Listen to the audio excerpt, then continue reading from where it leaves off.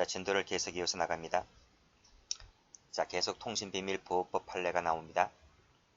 자, 공개되지 아니한 타인 간의 대화를 녹음, 청취하지 못한다는 말의 의미는 대화에 원래부터 참여하지 아니한 제3자가 녹음, 청취했을 때 처벌할 수 있는 것이죠. 따라서 그 중 한 사람, 즉 대화하고 있는 사람 중에 한 사람이 몰래 상대방의 대화를 녹음, 청취했을 때는 대화에 원래부터 참여하지 아니한 제3자가 아니기 때문에 이 법률 위반죄로 처벌할 수가 없다. 처벌하면 유추다는 것입니다. 자, 그 다음 통신비밀보호법에서 타인 간에 대화할 때 이 대화라고 하는 것이 무슨 말이죠? 대화라고 하는 것은 현장에 있는 사람들의 그 육성으로 말을 주고받는 의사소통 행위를 말하는 거잖아요. 따라서 그 육성이 아닌 사물에서 발생하는 음향, 그쵸? 사물, 그 다음 밑에 비명소리나 탄식, 이런 것은 대화에 해당한다고 볼 수가 없다. 이걸 대화라고 보아서 처벌하게 되면 유치해석 금지 원칙에 위반된다는 것이고요. 자, 또 통신비밀보호법상에서 나와 있는 역시 타인 간의 대화에는 그 대화에는 역시 무전기와 같은 무전기를 이용한 통화는 여기에 포함되지가 않는다. 포함되면 유추다는 것입니다. 자, 그 다음 자, 밑에 판례 보면 공공기관의 개인정보 보호에 관한 법률이 나와 있는데요. 여기서 개인정보의 처리를 행하는 공공기관 직원 등이 직무상 알게 된 정보를 누설하는 행위를 금지하고 있는데 밑에 또 같은 법 23조 제2항에 보게 되면 자, 개인정보를 누설하거나 타인에게 이를 이용하게 하는 행위를 처벌할 뿐이다. 여기서 이용하게 하는 그런 말이잖아요. 그렇죠? 이용하게 하는 이란 말 속에 이용하는을 포함시키진 않는다는 것입니다. 그렇죠? 이용하게 한다는 말과 이용하는 말은 틀리죠. 그렇죠? 자, 그래서 2번 자, 군청 직원이 그 담당하는 직원으로부터 건네받은 개인정보를 부당하게 이용했을 때 이용하게 하는 것이 아니라 이용했을 때는 이용하게 하는 구성요건 행위를 충족하지 못하기 때문에 이 법률 위반죄로 처벌할 수가 없다. 처벌하면 유추다는 것입니다. 자, 그 밑에 판례 가볼게요. 자, 타인에 의해서 이미 생성된 주민등록번호를 단순히 사용했다고 했을 때 주민등록법 위반죄가 될 수가 있을까? 주민등록법을 보게 되면요. 자, 허위의 주민등록번호를 생성해서, 그쵸? 생성해서 뭐뭐 등을 이용했을 때를 처벌하고 있는 것이다. 근데 생성한 것이 아니라 밑에 생성된이죠. 요 생성된, 이미 생성된 번호를 단순히 사용한 것은 생성한 것이 아니기 때문에 이건 누군가가 생성해 놓은 거잖아요. 누군가가 생성해 놓은 것은 생성하여라는 것이 아니기 때문에 이 법률 위반죄가 될 수가 없다는 것입니다. 다음 자, 주민등록 부정사용죄가 있는데요. 주민등록 부정사용죄를 처벌할 수가 있을까? 요죄를 처벌할 수 있을까? 라는 얘기인데요. 여기서 다른 사람의 주민등록번호를 신분 확인 용도 외자, 그쵸? 동그라미 쳐보시고 외의 용도로 사용했을 때는 부정사용죄가 되지를 않는다는 것입니다. 우리 그 강론책 가보게 되면 공문서 부정행사죄가 있잖아요. 그쵸? 공문서 부정행사죄를 배우신 분들이 있을 겁니다. 자, 거기에는 이렇게 설명이 되잖아요. 자, 권한이 있는 자, 권한이 없는 자, 용도 내로 사용한 경우, 용도 외로 사용한 경우가 있는데 이 두 가지는 죄가 되죠. 두 가지는 죄가 되는데 이건 죄가 안 되죠. 요거 X이고 요거 X이고 그쵸? 그 중에서 특히 이 부분입니다. 이 부분, 요 부분이죠. 즉 권한이 없는 자가 용도 외로 쓰는 것은 죄가 안 된다고요. 죄가 안 돼요. 그쵸? 그죠? 그래서 다른 사람이라고 했으니까 권한이 없는 자죠. 용도 확인 용도 외죠. 외자잖아요. 외자. 그러니까 여기잖아요. 그쵸? 여기. 죄가 된다 안 된다? 부정사용죄가 돼가 안 된다. 그쵸? 안 됩니다. 이걸 된다 그러면 유추해석 금지 원칙에 위반되는 것입니다. 자, 다음. 자, 식품위생법이 나와 있는데요. 여기서 13조, 이 법이죠. 이 법 13조 제1항에서 금지하고 있는 광고를 하였다고 볼 수가 있을까? 여기서 올라가 볼게요. 13조 1항에서 금지하는 식품에 관하여서 의약품과 혼동할 우려 있는 광고를 못하게 되어 있습니다. 그렇죠? 이때 광고라고 하는 것은 뭐뭐를 말한다라고 되어 있어요. 근데 따라서 식품 판매자가 식품을 판매하면서 특정 구매자에게 그 식품이 질병 치료에 효능이 있다고 설명하고 상담을 하였다고 했을 때 이건 광고했다고 볼 수가 없다는 것입니다. 이 광고라고 하는 것은 뭐죠? 이 광고라고 하는 것은 불특정이죠. 불특정 또는 다수인에게, 그렇죠? 어떤 정보를 알리는 거잖아요. 근데 특정 구매자에게 알리는 것은 불특정자에게 알리는 것이 아니기 때문에 광고라고 볼 수가 없다. 이걸 광고라고 보아서 처벌하게 되면 유추해석 금지 원칙에 위반된다. 이렇게 보았습니다. 자, 68레도 좀 체크를 해두시고 홍삼 절편이네요. 절편과 같은 농산물 가공품 같은 경우에 제조, 가공한 지역의 명칭을, 그쵸? 제조, 가공한 지역의 명칭을 제품명에 사용하는 것도 법령상 허용되고 있다는 것입니다. 가공품이기 때문에 그래요. 가공품이기 때문에. 그래서 밑에 보시게 되면 특정 지역의 수삼과 홍삼을 주원료로 하여 특정 지역에서 제조한 홍삼 절편의 제품명이나 그 다음 제품 판매자명에 특정 지역의 명칭을 사용했다 하더라도 밑에 원산지를 혼동하게 할 우려 있는 표시를 했다고 보기는 어렵다는 것이죠. 수삼이 뭐죠? 생물이죠. 수삼. 그쵸? 수삼은 생물이에요. 생물. 그래서 그 밭에서 바로 뽑은 거. 밭에서 바로 뽑은 생물 같은 경우에는 물기가 나오잖아요. 그래서 물수자를 쓴 겁니다. 그쵸? 생물이고 홍삼은 우리 육량근 홍삼 있죠? 말린 거. 가공품 같은 경우에는 말려서 뭐 포장을 해서 한 거잖아요. 그래서 이 수삼 같은 경우에는 생물이기 때문에 지역 표시를 적어야 돼요. 무슨 뭐 강화인삼, 뭐 또 어디 인삼, 그쵸? 어디 풍계 인삼 이런 것처럼 지역산 그 표시제를 써야 되는데 가공품 같은 경우에는 그렇지 않아도 된다는 것입니다. 그래서 그 공장 있는 지역, 그 제조 가공한 지역 있죠? 공장 있는 지역의 명칭을 썼다 하더라도 이것은 법에서 허용되고 있는 것이다. 이렇게 보았습니다. 수삼하고 가공품하고 약간 달라요. 그래서 특정 지역에서 제조한, 즉, 예를 들면 금산이라고 하면 금산에 공장이 있겠죠. 공장. 그 지역에서 제조한 홍삼 절품의 제품명 또는 판매자명의 특정 지역의 명칭 사용했다 하더라도 이것은 혼동하게 할 우려 있는 표시라고 볼 수는 없다. 이걸 보게 되면 유추다는 것입니다. 그래서 요 절편이죠, 절편. 홍삼 절편.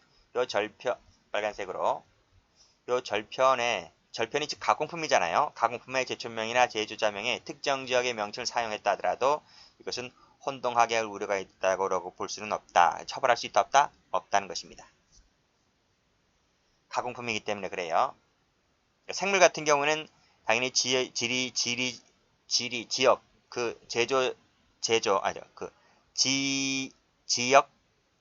지역을, 그걸 뭐라 그러죠? 그 지역에서 난, 그 지리 표시제? 그걸 해야 되겠지만, 이 가공품 같은 경우에는 그렇게 하지 않아도 된다. 그러니까, 다른 지역에 있는 생물이라 할지라도, 그 금산에 있는 공장에서, 공장으로 싣고 와서, 그 금산에 있는 공장에서 이렇게 가공품을 만들었는데, 거기서 이제 금산인삼이라고 해서, 이렇게 했다 하더라도, 혼동하게 할 우려가 있다라고 볼 수는 없다. 이렇게 보시면 됩니다. 자, 그 밑에 81번 볼게요. 국내에서 출생한 소가 출산지 외의 지역에서 사육되다가 도축된 경우에 해당 소가 어느 정도 기간 동안 사육되면 그 원산지로 표시할 수 있는지에 대해서 아무런 조항도 없다면, 그렇죠? 관계변명에 아무런 규정도 없다면, 설령 그것이 단기간이라 할지라도 이것은 원산지 표시 규정 위반 행위에 해당한다고 볼 수가 없다. 이것을 원산지 표시 규정 위반 행위라고 본다고 하게 되면 유추 해석이다 하는 것입니다. 그래서 그 밑에 나와 있는 2개월 미만 나와 있죠. 2개월 미만 동안에 소를 길렀다는 겁니다. 그랬을 때 횡성한우라고 해서 이걸 2개월 미만인데 이것을 횡성한우라고 표시를 해서 팔아먹었다고 했을 때 유죄가 된다 안 된다? 유죄가 되지를 않는다. 그쵸? 무슨 얘기인지 아시겠어요? 자, 여기가 횡성입니다. 횡성. 횡성이다. 근데 A라는 사람이 예를 들면 저 밑에 있는 지역에서 이 B라는 이 지역에서 지역에서 송아지죠, 송아지를 소가 송아지를 낳겠죠. 송아지를 낳았는데 그 송아지를 횡성으로 싣고 와요. 횡성으로 싣고 와서 횡성에서 길러요. 횡성에서 기르는데 뭐 많이 길르지도 않아. 뭐 1년, 2년 이렇게 기르는 것도 아니라 그냥 1개월, 2개월 미만이다 보니까 뭐 한두 달 길러요. 여기서 1, 2개월 정도 사료를 먹이면서 플러스 사육을 한다는 거예요. 사육을 한다. 그쵸? 그래서 이제 도축을 하겠죠. 그러고 나서 이제 도축을 합니다. 도축을 해서 이제 횡성한우라는 꼬리표를 달고 이제 서울로 가요. 서울로 가서 비싸게 판다. 비싸게. 무슨 말인지 아시겠죠? 서울로 가서 비싸게 판다는 거예요. 그쵸? 그러니까 저 밑에 지방에 가서 송아지를 싸게 사와서 횡성에 와서 한두 달 기르다가 그 다음에 도축을 해서 비싸게 몇 배 비싸게 서울로 판다. 그래서 횡성 지역 뭐 있는 그 군청이라든지 군이라든지 뭐 지역 그 축산업 하시는 분들 있잖아요. 이 사람들이 뿔났어요. 뿔나가지고 이제 막 TV에 나오고 막 소송까지 하고 대법원까지 갔던 사건인데 과연 이것이 그 원산지 표시 규정 위반 행위가 될 수 있을까? 인데요. 판례 뭐라고 했는가 하면 횡성한우라고 이런 마크를 달 수 있으려고 하면 그 횡성에서 몇 달 동안 몇 년 이상 길러야지만 횡성한우를 달다라는 조항이 없다는 거야. 조항이 없다. 그런 조항이 없기 때문에 한두 달 동안 횡성에서 길러져서 도축했다 할지라도 원산지 표시 규정 위반 행위가 아니다. 이렇게 나왔던 판례가 됩니다. 이 말이 돼? 말이 안 되지. 판례가 그렇게 판결 내렸다는 거예요. 자, 그러면 이제 이 판결을 통해서 이제 관련된 법률 이제 개정이 나와야 되겠죠. 개정이 나와서 후속 조치가 이루어지면 좋겠는데 개정이 됐는지 안 됐는지 저도 잘 모르겠습니다. 다음 페이지 한번 가볼게요. 유명한 사건이죠. 땅콩 회항 사건인데 자, 항로로 볼 수 있을까와 관련된 판례가 됩니다. 자, 승객이 탑승한 후 항공기 모든 문이 닫힌 때부터 내리기 위해서 문을 열 때까지 항공기가 지상에서 이동하는 경로, 그쵸? 빨간색으로 동그라미 쳐보시면 이것은 뭐다? 항로가 된다 안 된다? 항로가 되지를 않는다 라고 하는 것입니다. 그래서 항로 변경치가 되지를 않는 거예요. 이걸 항로로 보지 않았기 때문에. 그래서 여기까지가 사실관계죠. 그렇죠? 조연아, 그죠? 대한항공 조연아 피고인이 이쪽 나와 있는데 이쪽 읽어보시고요. 피고인이 푸시백 중이던 비행기를 탑승구로 돌아가게 한 행위는 항공기 항로 변경치가 된다 안 된다? 안 된다는 것입니다. 그래서 푸시백 중이던 너무 좀 긴가요? 동그라미 쳐보시면 이것은 항로 변경치가 되질 않는다. 왜? 항로를 보지 않기 때문에. 항로라고 하는 것은 지상에서 이륙을 해서 비행기가 떠다니고 있을 때 떠다니는 그 항로를 바꿨을 때 항로 변경치가 되는 것이지 아직까지 뜨지 않은 상태에서는 항로 변경치가 되질 않는다. 이렇게 보시면 되겠습니다. 자, 1번이 시험에 나온 적이 있어요. 자, 그럼 이따 팔라볼게요. 도로교통법에서 도로라는 말의 의미가 도로법에 의한 도로, 유료도로법에 의한 도로, 그 밖에 일반교통에 사용되는 곳을 말한다. 그 돼 있죠? 여기서 일반교통 나와 있네요. 일반교통. 이 일반교통 말의 의미가 뭘까? 여기서 밑에 나왔네. 일반교통에 사용되는 곳, 일반교통이라고 하는 것은 불특정 사람이나 차량의 통행을 위해서 공개된 장소로서 뭐뭐를 말한다. 이렇게 돼 있죠?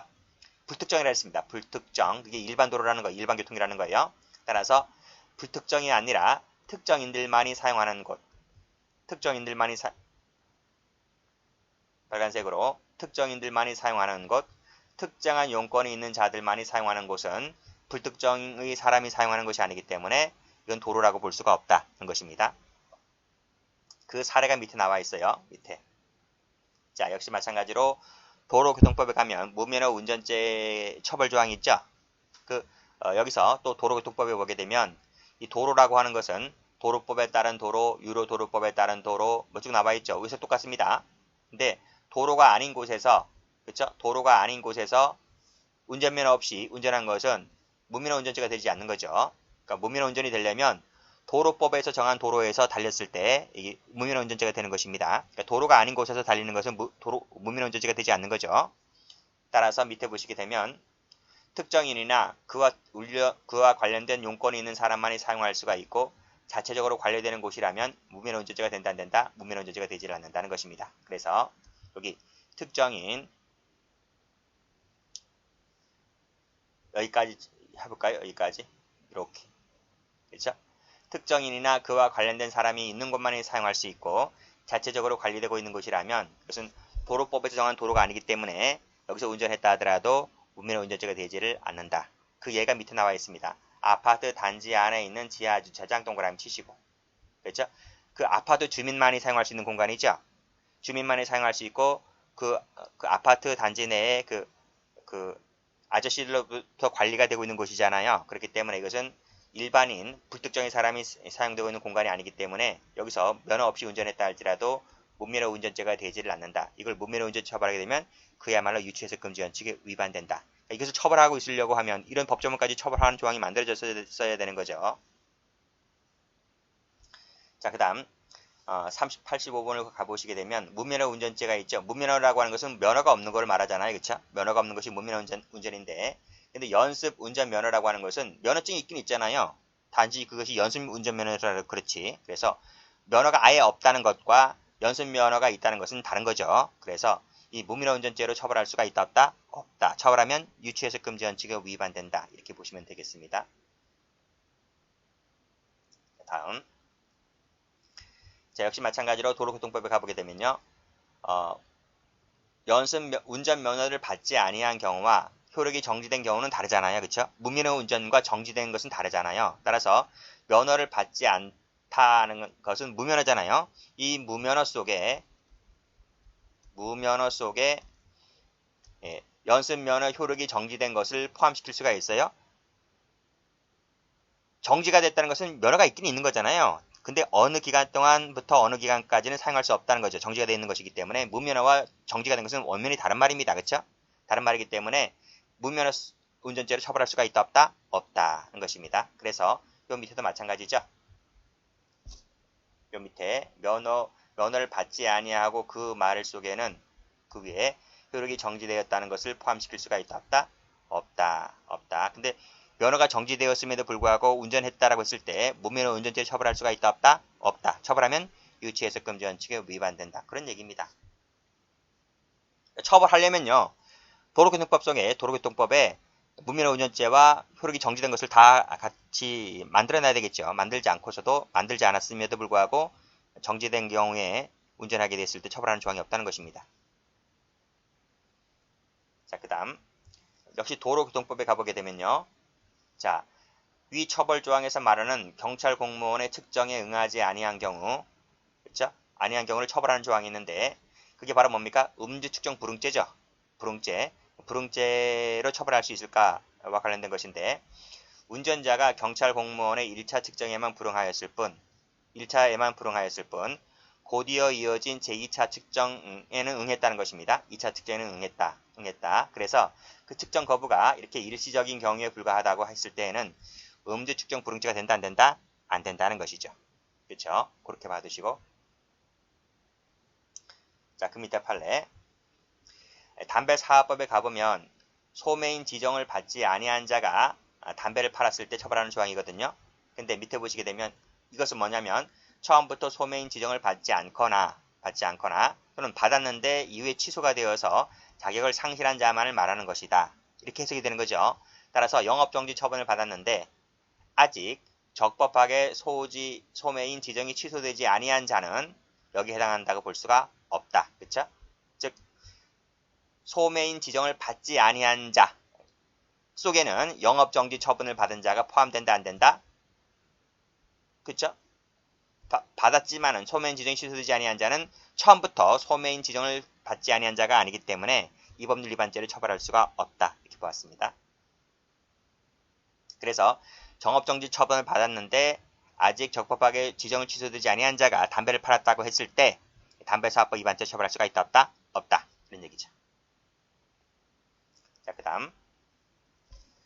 자, 도로교통법 얘기 쭉 나와주고 있죠. 이런 것은 여러분 읽어보시라고 제가 그냥 참고 삼아 쭉 적어놓은 것입니다.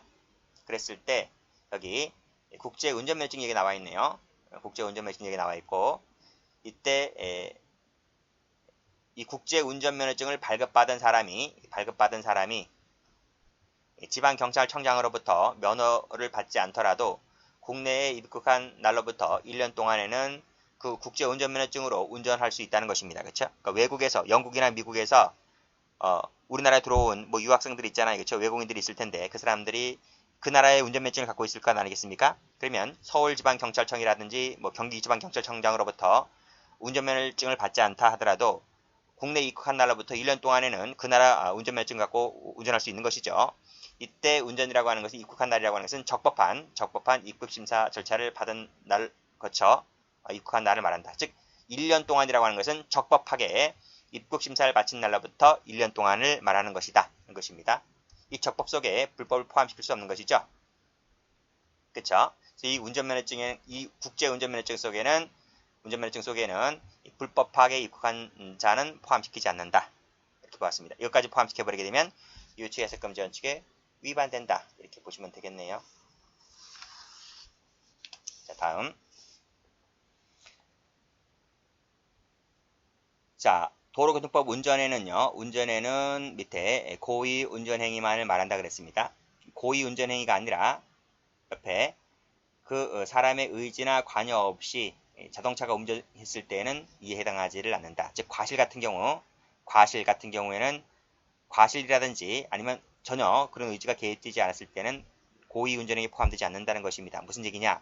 자, 밑에 어떤 사람이 자동차를 움직일 의사 없이 원동기 모터를 시동을 걸었는데 실수로 건드려서 자동차가 움직였다라고 했을 때 이것은 운전죄에 해당하지를 않는다고 봤습니다.